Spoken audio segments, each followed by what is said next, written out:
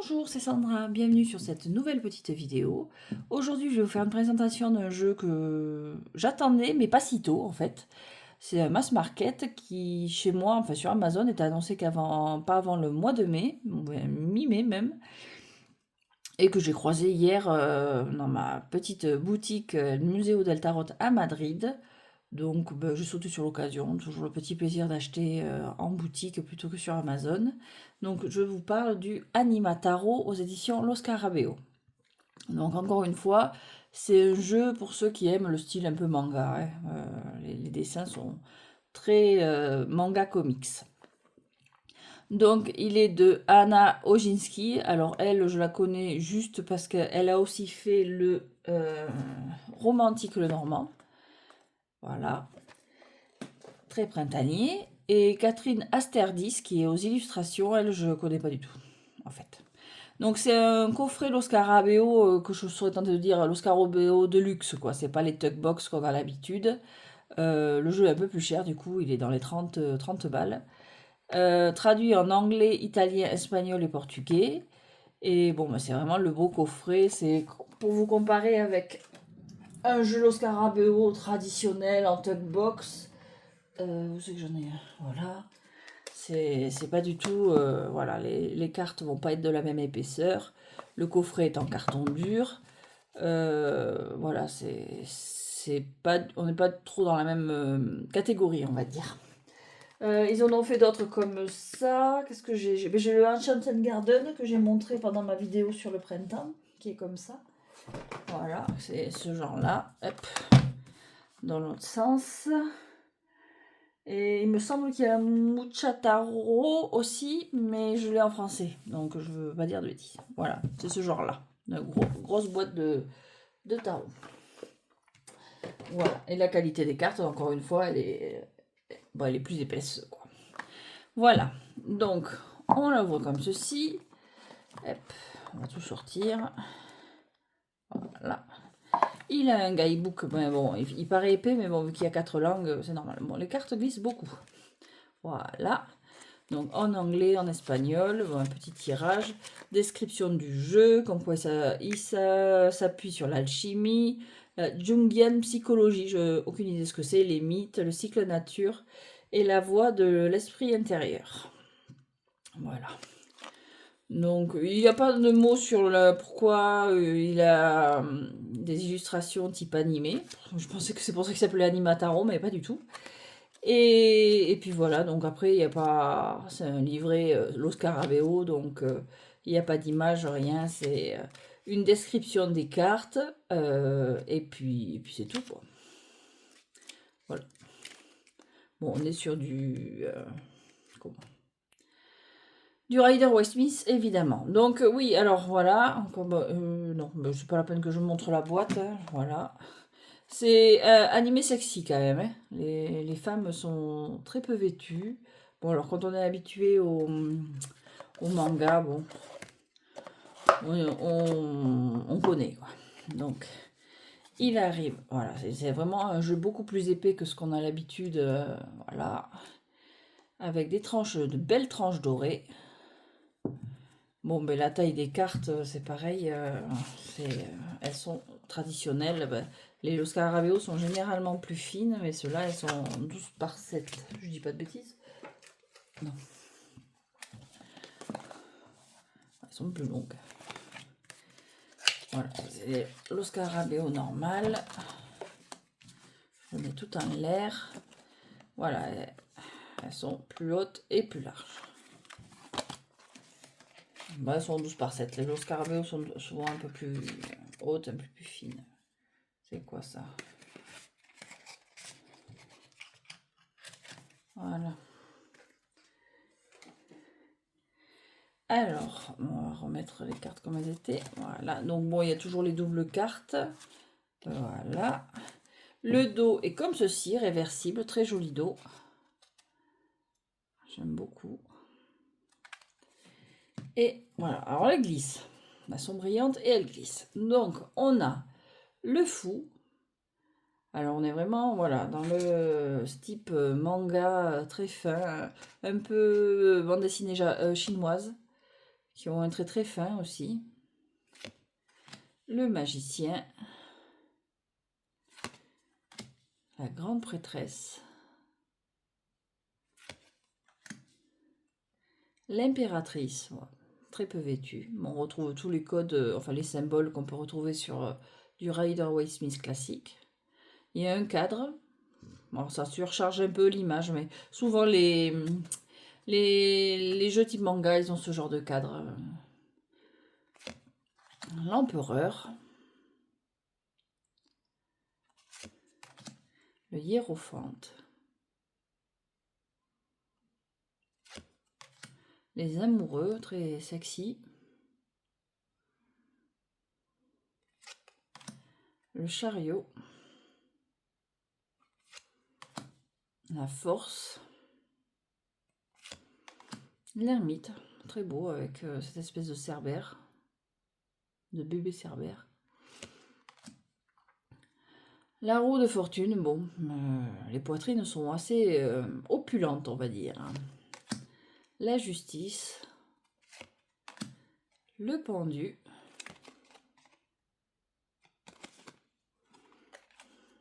Hop. La mort, avec ce nouveau-né, donc il y a bien une renaissance. Je la trouve super classe. La tempérance, avec un homme, pour un jeu dans la description il est annoncé féminin, mais bon, les hommes sont assez androgynes. Mais... Le diable. La tour. L'étoile. La lune, j'aime beaucoup. Le soleil. Le jugement. On trouve les codes traditionnels. Et le monde. Voilà, alors, après, pour les coupes, on a les calices.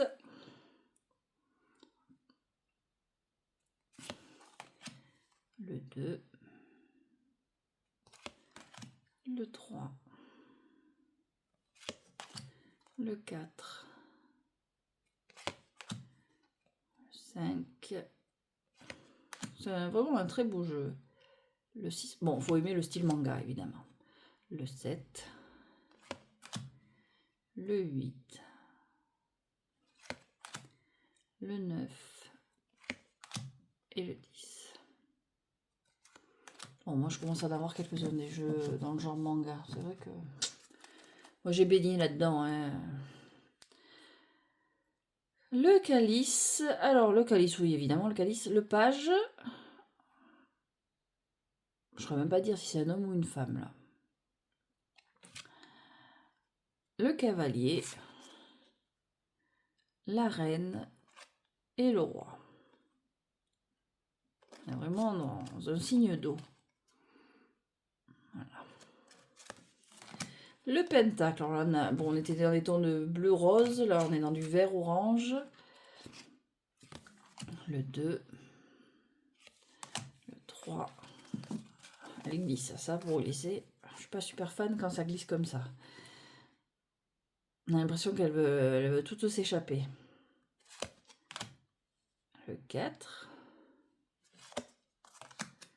Le 5.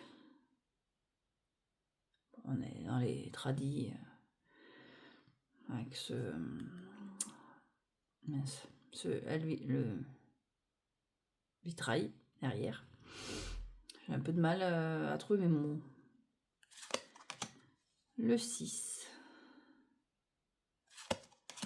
Le 7.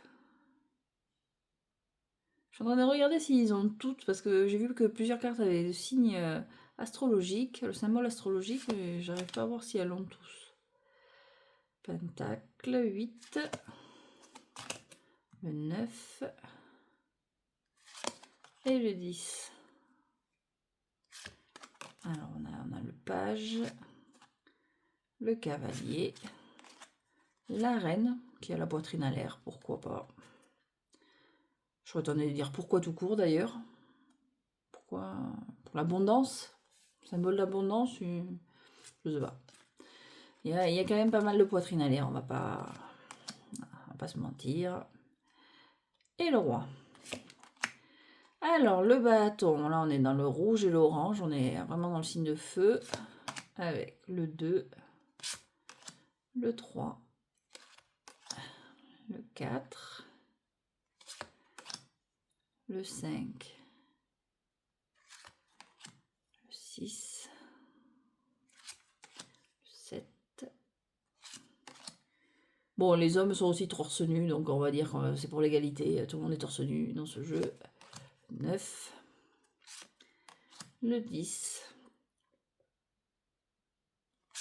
Alors après on a le page, le cavalier, la reine et le roi. Ah, c'est un style. Hein. Ah, les épées, j'aime beaucoup la série des épées dans celui-là. Je l'ai feuilleté un peu hier et je trouve que ça a une ambiance un peu Castlevania. Donc j'aime beaucoup. Alors, l'épée. Le 2. Je fais bouger mon trépied. Le 3, j'aime beaucoup ce 3 d'épée. Le 4. Le 5. Le 6. Le 7. Le 8. Et le 9. Et le 10. Enfin, je sais pas pourquoi à chaque fois le 9 je m'arrête. Le 10. On a une espèce d'âme qui s'envole là.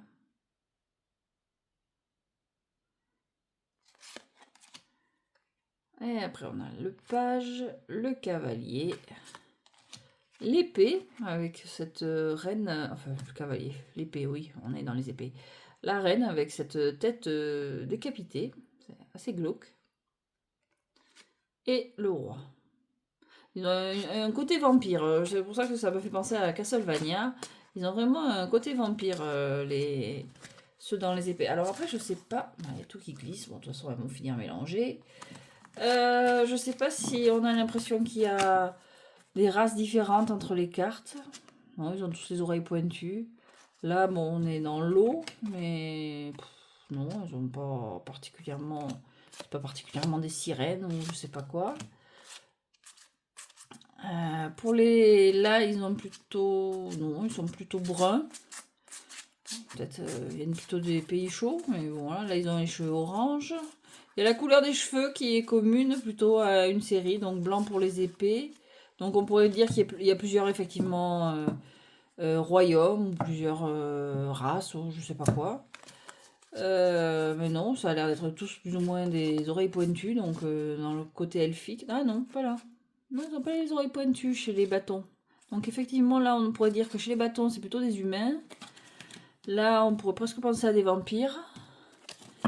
Et puis, alors, chez les deniers... Ils ont les oreilles pointues, mais moins que chez les autres. Et chez les calices... j'ai pas l'impression qu'il y ait de différence.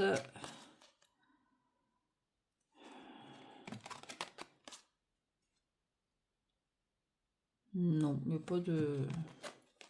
Ils ont les cheveux plutôt dans les tons de rose, donc on va dire que c'est un royaume encore différent, mais je ne saurais pas dire lequel. Bon, probablement quelque chose à côté de la mer. Donc voilà. Donc j'aime bien quand les séries sont bien définies comme ça.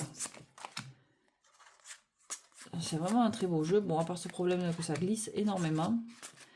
Je pense qu'à mélanger, les cartes, elles vont pas arrêter de sauter. J'aime beaucoup. Bon, j'aime bien les histoires de vampires et tout. C'est vrai que j'aime bien cette série-là, pour une fois.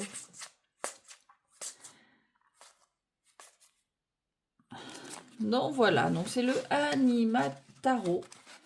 Donc là, comme très beau jeu, très avec, je trouve comment il a été soigné dans sa conception, une conception soignée. Bon, à part cette histoire de, ouais, ça glissait. Ouh là là. Ah ben non, en fait, si il est réversible. J'allais dire une bêtise. Non, non, c'est qu'il il est réversible. J'allais dire, je pensais qu'il y avait un côté noir, un côté plus marron, mais non. Non, non, on peut utiliser les deux sens. Mais ouais, à mélanger, j'ai peur que ça se fasse la malle quand même. Hein. Voilà. Faire attention avec les dorures. Non, ça va. Si on les tient bien, ça va. C'est à les remettre en place que ça se fait la malle. Non, ben voilà. Donc une belle surprise ce jeu. Quand je l'ai vu, j'ai dit allez feu. Donc au Museo del Tarot, encore une fois, si vous passez par Madrid. Alors la boutique s'appelle, ça gardait le nom du Museo del Tarot, comme ça s'appelait avant, mais maintenant ça fait partie il y a plusieurs boutiques, il y en a à Barcelone, il y en a à Madrid. Ça s'appelle la Santeria Milagrosa. Et dedans, il y a le musée des tarots. En fait, chaque boutique a plus ou moins une spécialité. Il y en a une autre boutique où c'est plutôt les effigies religieuses, les trucs comme ça. Et bon, mais celle-là, c'est le tarot, quelques bougies, et puis, mais surtout les cartes, quoi. C'est beaucoup que de cartes, pratiquement. Voilà. Bon, c'est vrai qu'elles ont souvent les nez à l'air, quand même. Attends, il y en a quelques-unes. Bon, bref, c'est pas grave. Bon, ça me perturbe pas plus que ça, en fait. Voilà, donc celui-là, c'est le Animataro. Et je me suis fait un petit plaisir, je vais le montrer là maintenant, parce que je ne ferai pas de présentation, parce que c'est un petit jeu, il n'y a pas grand-chose à en dire. Un petit jeu espagnol.